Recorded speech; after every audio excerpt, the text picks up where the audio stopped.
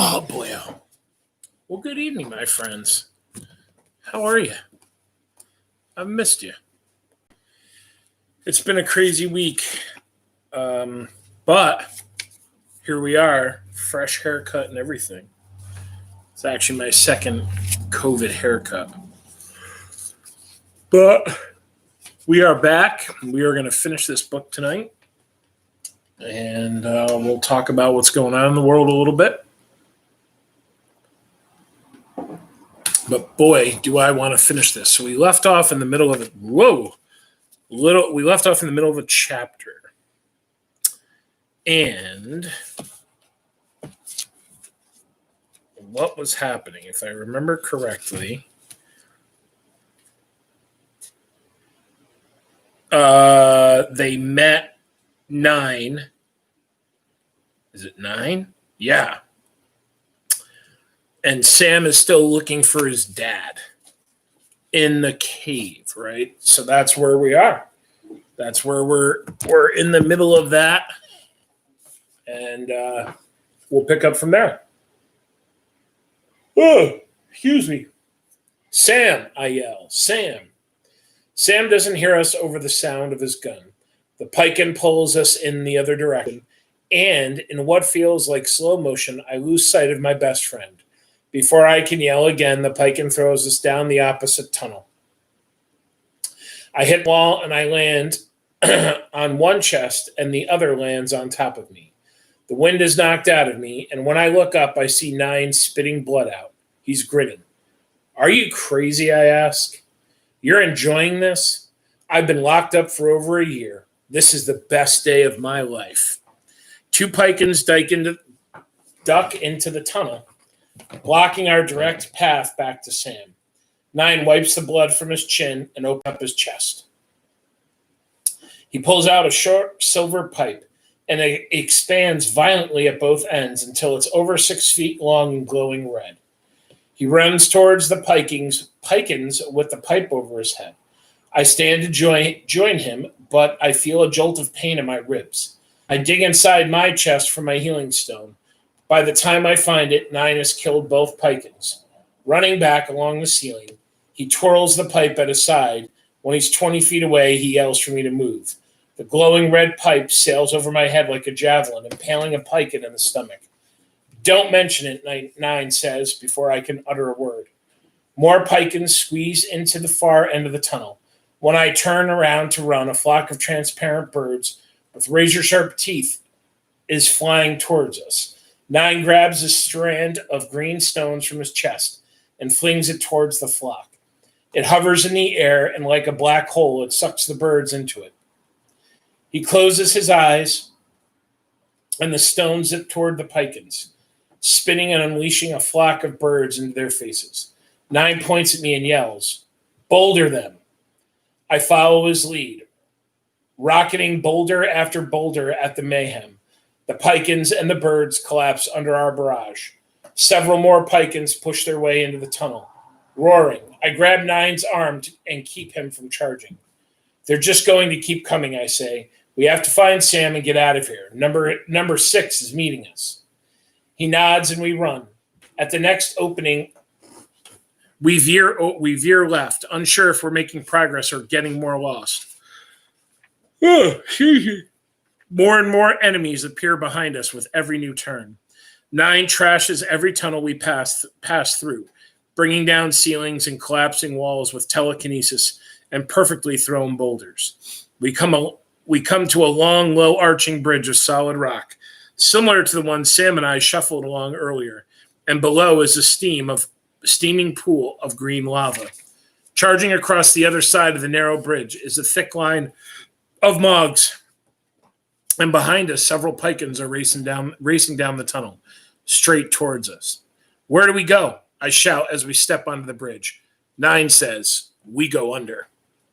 9 grabs my hand, and we reach the peak of the bridge, and my world literally flips upside down until we're running along underneath the arch. Without a warning, 9 lets go of me, but my shoes still firmly grip the belly of the bridge somehow. I reach over my head, and I scoop up a pile of green lava, and by the time we're standing on the other side of the room, I have a perfect green ball of fire in my hand. I wing it at the Mogs on the bridge and visualize it spreading all over them.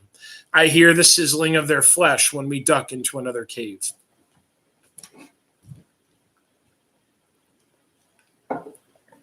I'm out of breath when we reach the steep decline. I'm judging the grade of the drop when I'm hit with a blast from behind. I topple forward and fall at an amazing speed. When the ground finally levels out, my recently dislocated shoulder hits it first. I roll onto my stomach in unimaginable pain. The blast hits me square in the back, and my muscles are stuck in an uncontrollable spasm. I can hardly breathe, let alone search my chest for my healing stone. The only thing I can do is stare at the slivers of moonlight that appear and disappear at the end of the tunnel. The tarp, it's flapping in the forest wind. I'm back to where I started. I hear the sound of rocks crumbling behind me. I'm in more pain than I thought imaginable, and all I can think about is leaving the mountain.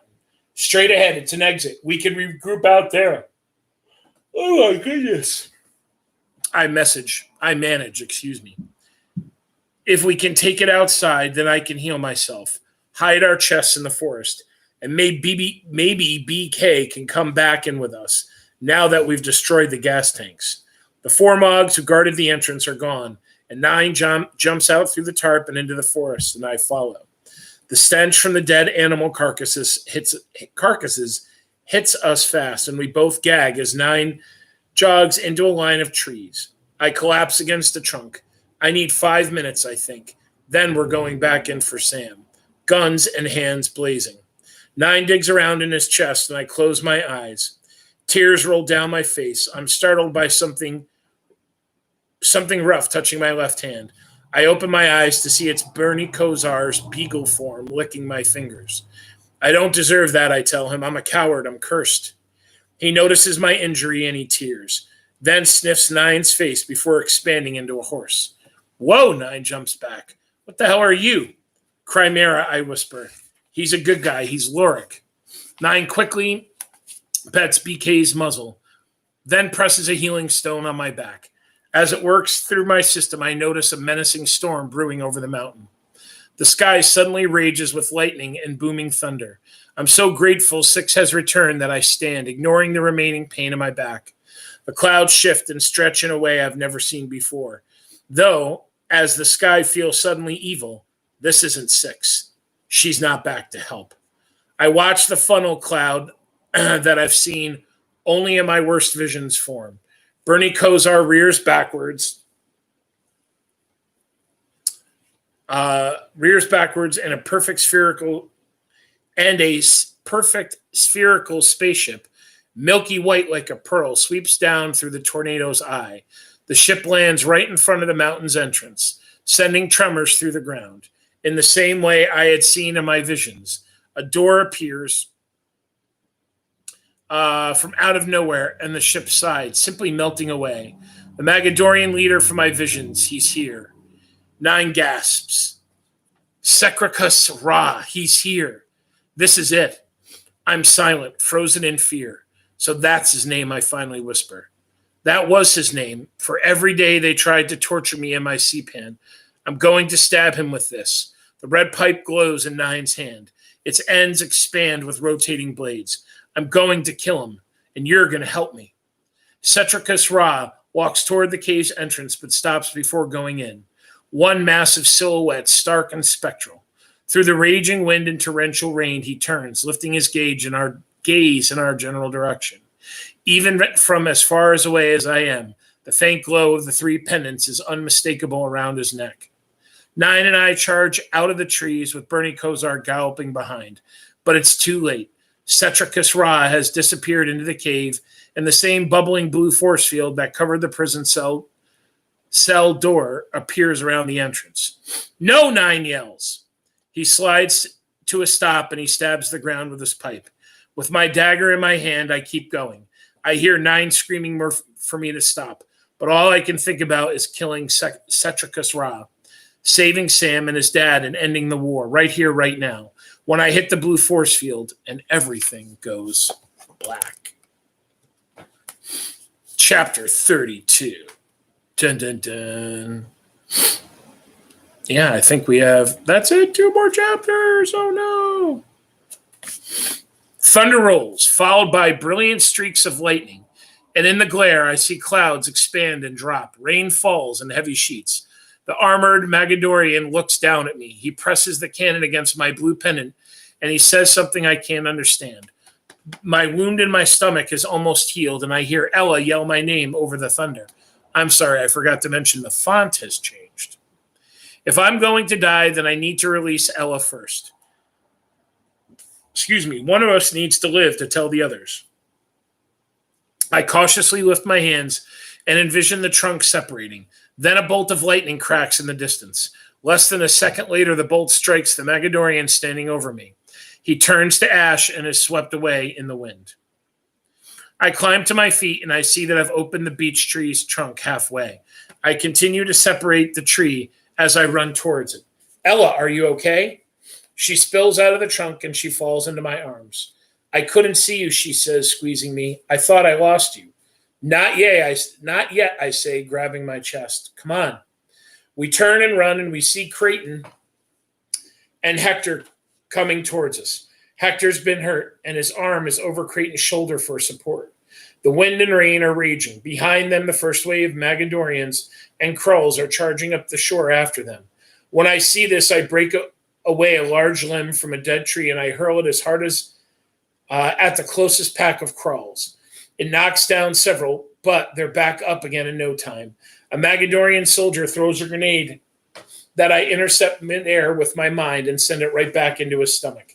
It explodes, throwing several Magadorians and Krulls to the ground in soggy bits of ash. I send tree after tree, rock after rock, knocking many to the ground, killing more. Help me, Creighton yells.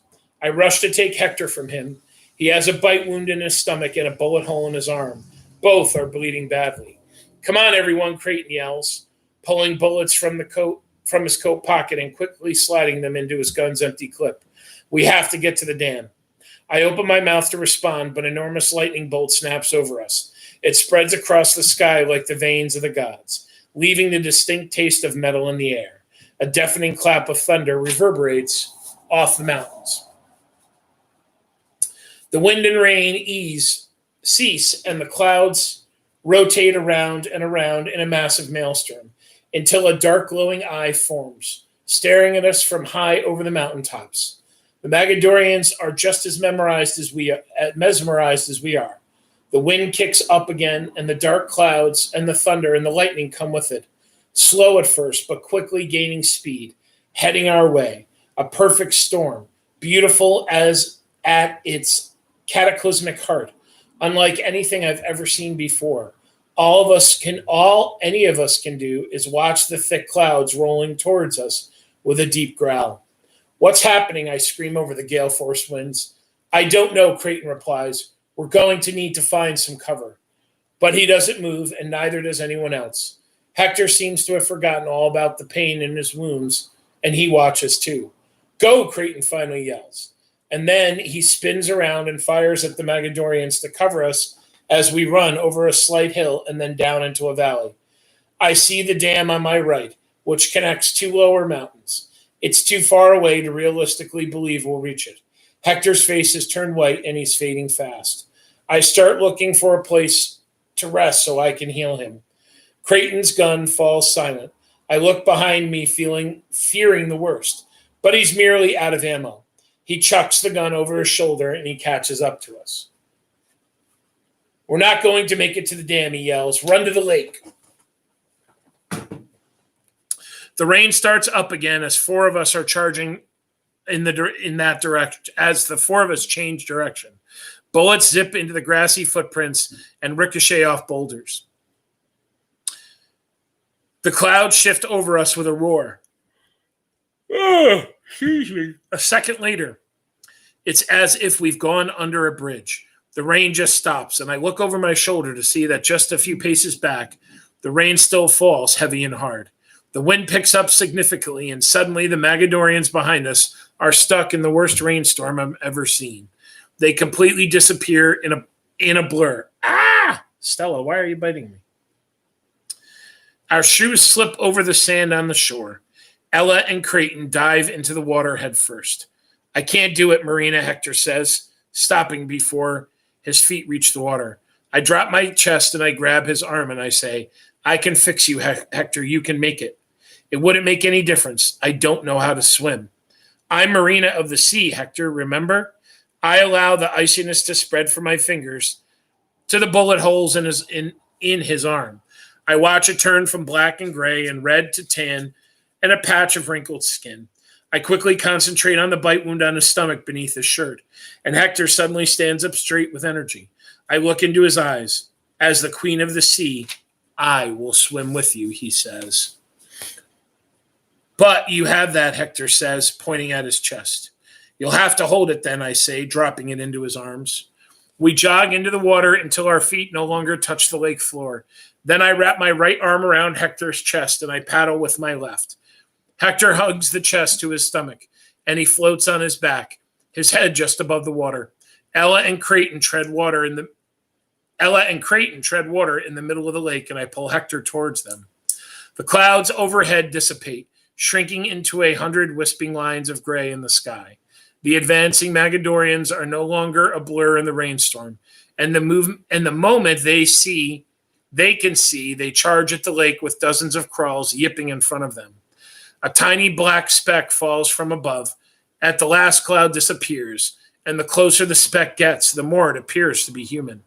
Wearing a large blue pennant around her neck, she lands on the shore, rippling the sand. It's a striking, beautiful girl with raven-colored hair. The second I see her, I know she's the one I've been dreaming of, the one I painted on the cave's wall. She's one of us, I shout. The girl looks around and we make eye contact, and then she vanishes a moment later. I'm shocked, crushed, believing I must have imagined her. Where'd she go, Ella asks. The moment I realize Ella saw her too, and I hadn't imagined her. I watch as the two nearest crawls are somehow yanked backwards into the air. They're hovering, yipping and snarling at something behind them. Then they slam into each other until they fall limp. One crawl goes sailing into the leg of two soldiers. The other is swung over into the air, connecting with other crawls and soldiers. Invisibility. She has the legacy of invisibility, Creighton breathes. She's invisible? I'm amazed and jealous at the same time. But most of all, I'm grateful. Every crawl that touches the water is yanked backwards by an unseen hand and slammed hard into the hard sand or a Magadorian soldier. A drop cannon rises from the grass and starts firing in all directions. Crawl after crawl is destroyed. Dozens of Magadorians burst into clouds of ash. Cannon blasts come from the other side of the lake, and I spin to see 20 more Mogs wading into their waists. Rays of light hit the water all around us, creating enough steam that I can barely see Hector in front of me. Ella, I shout, over here. She yells from my left. Take Hector. She wraps her arm around Hector's chest. Why? Because I'm not going to stay out here while that girl fights all by herself. This is my war too. Before anyone can stop me, I sink below the surface and the water instantly tickles my lung. I sweep deeper until the green-blue color of the lake becomes gray. I see the hulking body of Olivia before me. She's lying lifeless on the lake floor, clouds of blood billowing from hundreds of bite wounds on her back.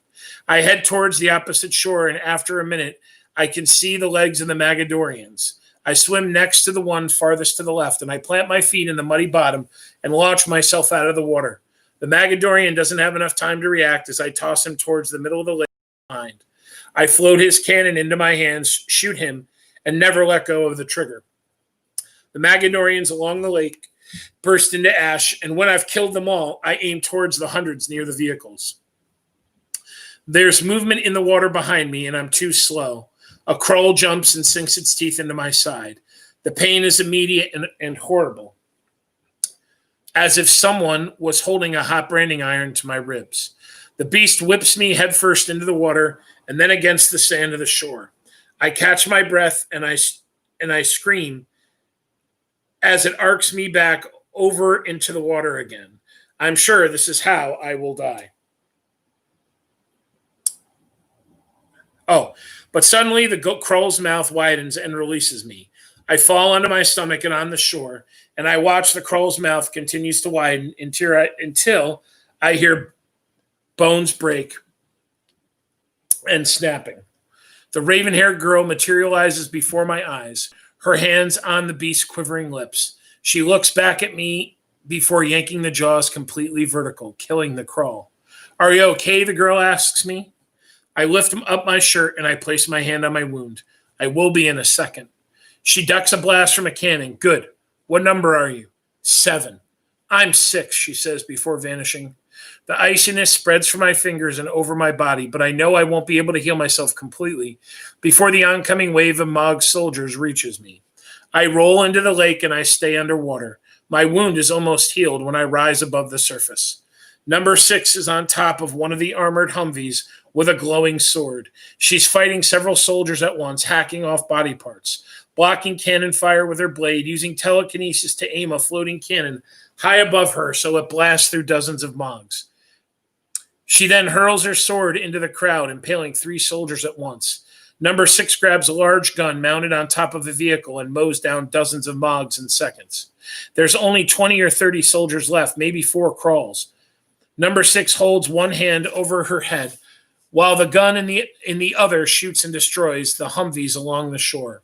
Dark clouds form over the mountains, and bolts of lightning crack and split the ground near her.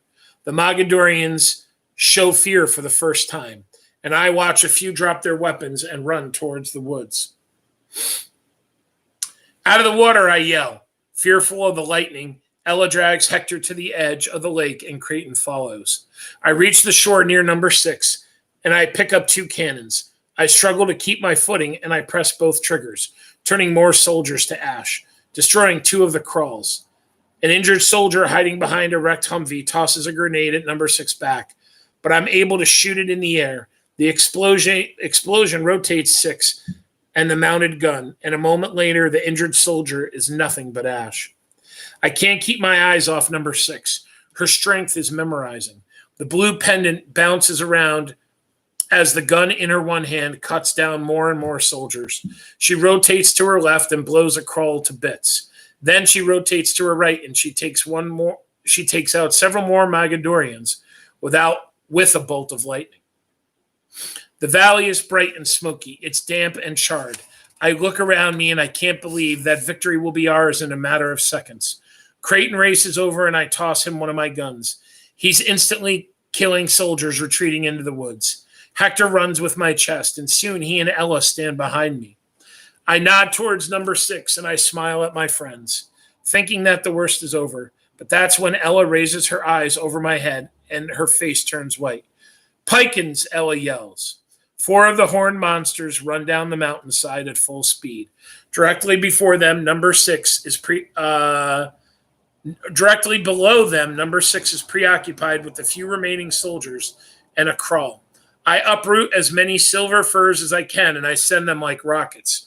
4 hit the lead one, and it falls backwards into a path of the other 3. And it's crushed and killed in the stampede. Number 6, I shout. She hears me, and I point to the Pikins, rumbling down into the valley. She spins the gun and blows the knees off the monster on the left. It tumbles down faster than the other 2 can run. Number 6 jumps from the Humvee a moment before the dead Pikin flattens it in an echoing crunch. Creighton and I shoot our cannons at the other 2, but they're too fast, splitting up when they reach the valley floor. The clouds roar when number 6 stands. An enormous bolt of lightning crashes into one of the Pikins, cutting off its arm. It bellows and it falls to its knees, but quickly regains its balance and charges ahead with blood spurting out from the side. The other Pikin dodges Creighton's fire and it rushes in from the other direction.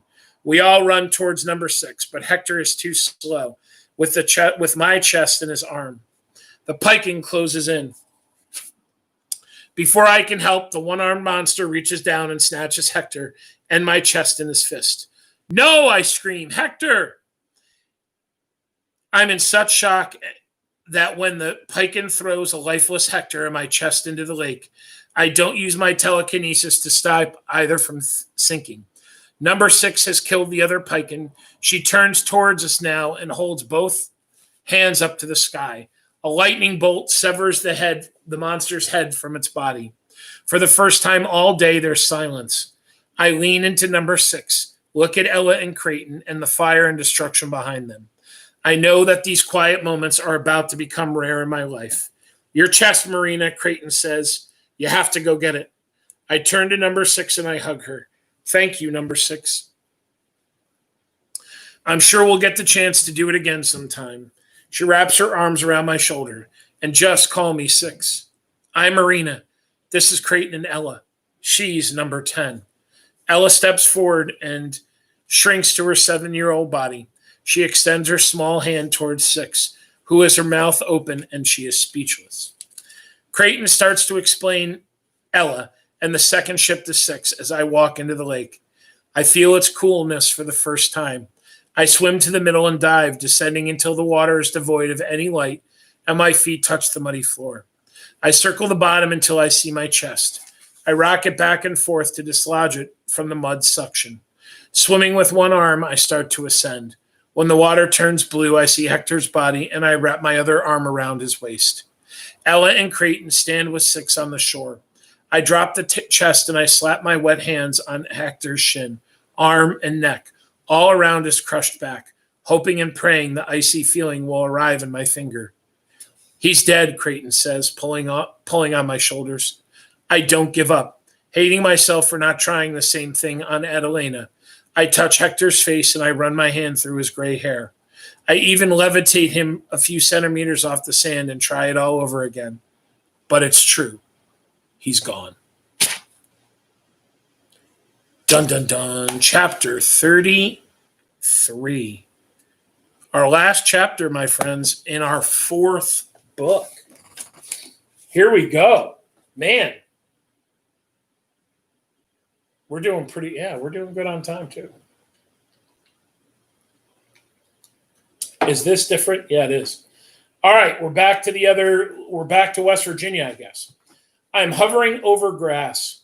I'm floating over a river. I feel wretched and stiff, and every time I dare to open my eyes, I'm either bouncing over a log or gliding up a rocky hill. There's a constant noise, and it takes me several minutes to realize it's the sound of Bernie Kosar's hooves. I'm draped over his back, and we're moving quickly through the mountains. You awake, Nine asks. I raise my head to see him sitting beside me, both of our chests under his arms. I don't know what I am, I say, closing my eyes. What happened? You ran right into the blue stuff. That's the last thing on Earth or Lorien or anywhere you want to do. He sounds pissed, like I just tore him away from his own birthday party. What about Cetricus Ra, I ask. Somewhere in the mountain, the coward. I couldn't find another way, and I looked. I pushed myself up. Myself up BK's hide in a panic. Where's Sam? Not a chance for. Your buddy is either long gone or he's hanging upside down staring at the wrong end of a knife. I vomit. Bernie Kosar quickly lowers himself so I can slide off his back. Then I vomit some more. Nine tries to explain the sickness will go away soon, that he's gone through it several times when he tried to escape his cell, that the healing stone seems to be powerless against the force field effects. But I'm too dizzy with visions of Sam being tortured to listen. My sickness is from my betrayal, not from some Magadorian force field. I don't think I'll ever be able to forgive myself. It's my fault he went in there, and it's my fault he was left behind. I turned my back on my best friend. We have to go back, I say. Sam would go back for me. Not a chance, not yet. You're too much of a mess, and like you said before, we need numbers. I pull myself to my feet, but I fall onto my hands and knees almost immediately. You don't even know where we are. We're a couple miles from your car, Nine says. He must see the confusion on my face because he smiles and he pats Bernie Kosar's back. Turn out I can talk to animals. Who knew? Bernie Kosar here is leading the way. Let's jet. I'm too weak to protest, and I climb back up. Bernie Kosar gallops as fast as he can. his belly brushing the tops of shrubs and felled trees as he hurdles us over obstacles. My body aches and I clutch his side as we zigzag up and down the mountains and hills, splashing through two fast-moving rivers. The stars slowly reveal themselves high in the sky, and I know that one of them, far, far away, is the slight glimmer of Lorien's own sun, shining its bright light upon a hibernating planet. So what's our next move? Nine asks as we trot among the shadows. I'm silent, wondering what Henry would say our next move would be.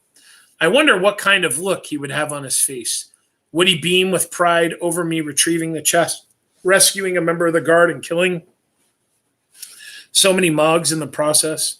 Or would he be disappointed with me for not taking on the leader when I had the chance and for leaving Sam behind? Visions of Sam locked behind one of these steel doors come to me every few seconds.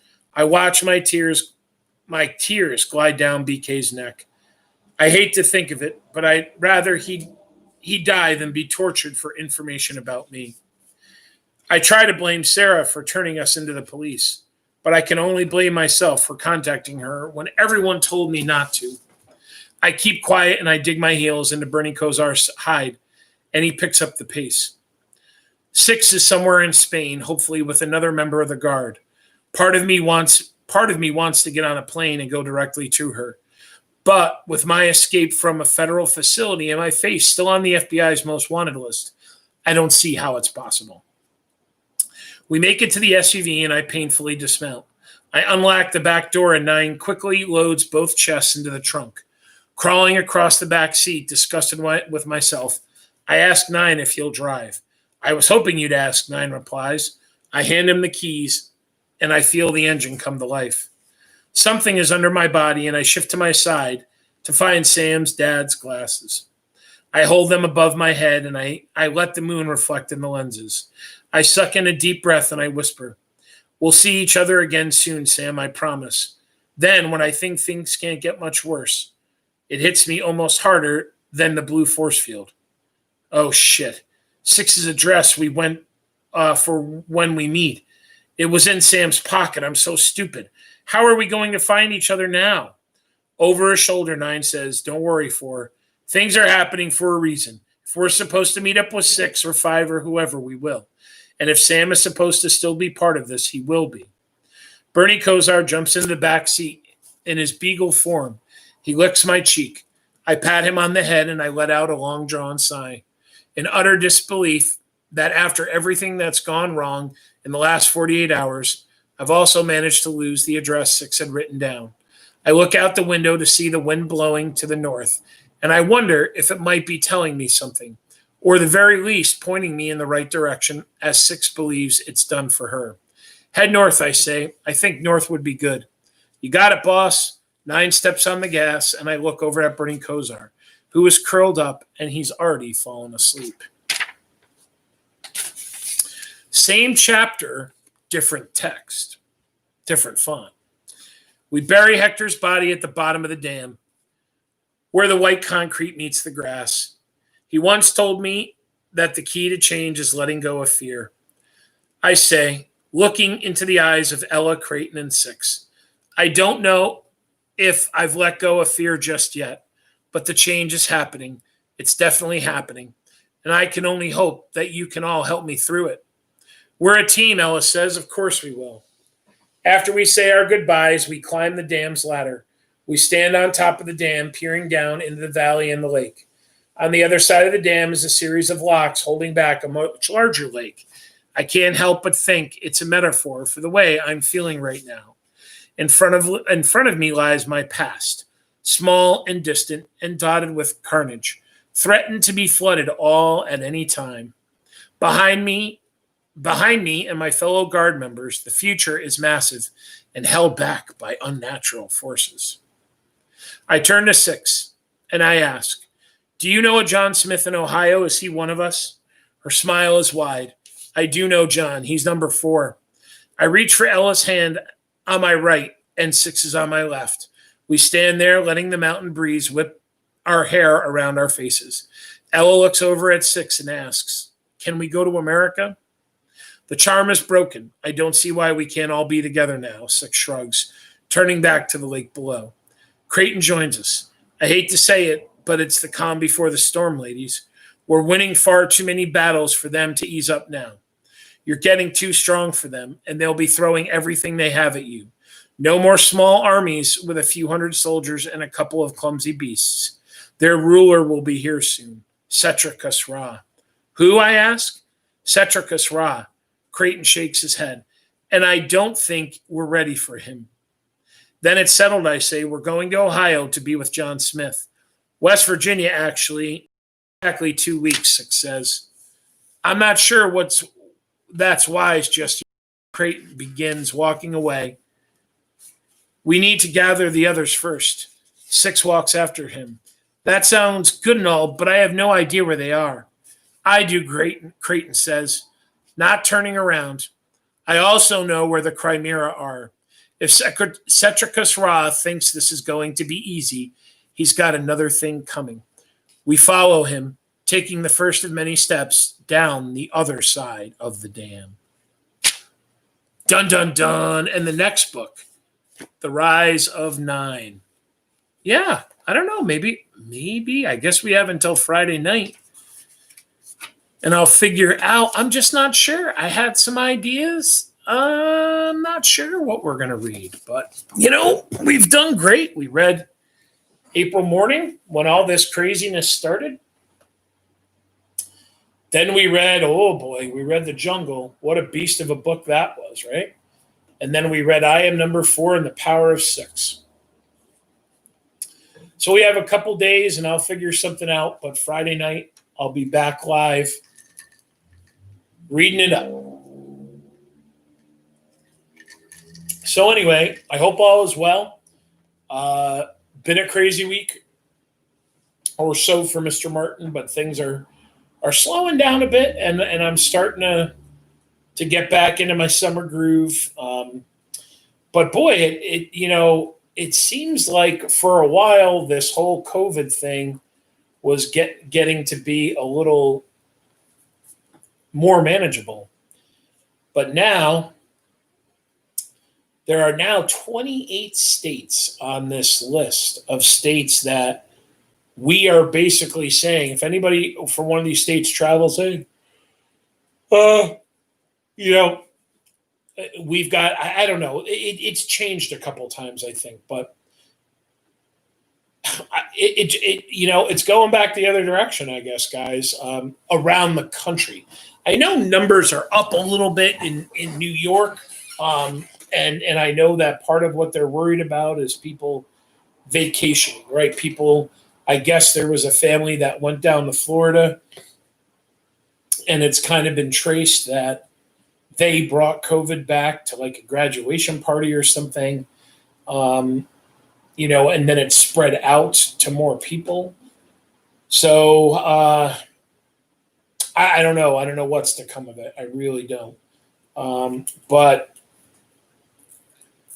I don't think it's time to give up, and I think it's time to continue to wear your masks and to continue to do your social distancing as best as possible. And we'll get there. But,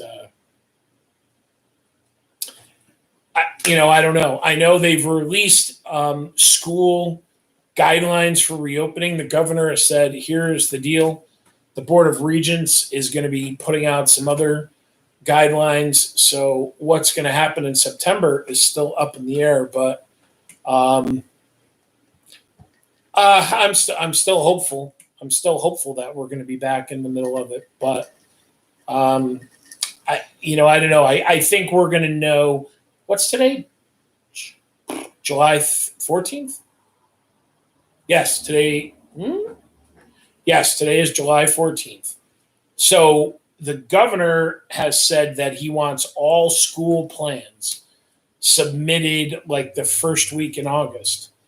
And then I believe the second week in August, it might actually, I may be lying there. It might be the first of August schools have to have their plans submitted.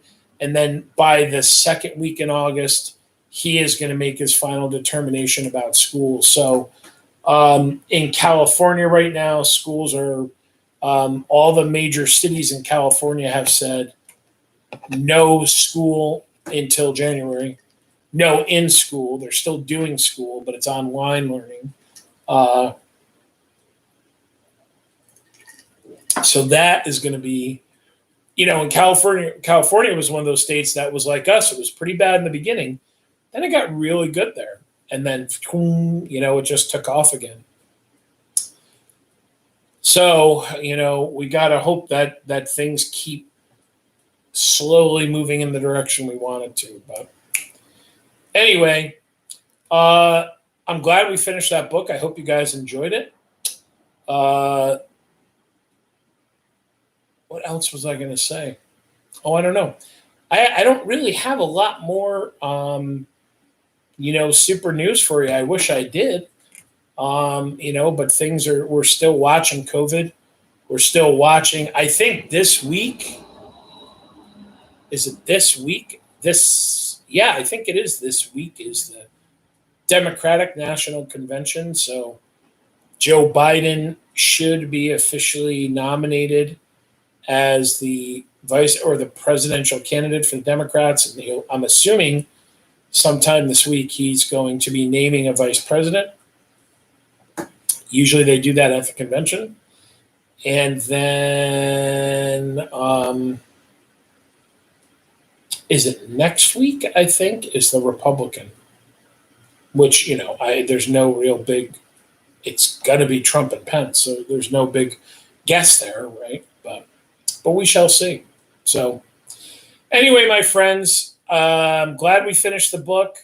I will see you guys. I'm going to call it a night here myself. I gotta get up early in the morning, and we'll be back at it on Friday nights.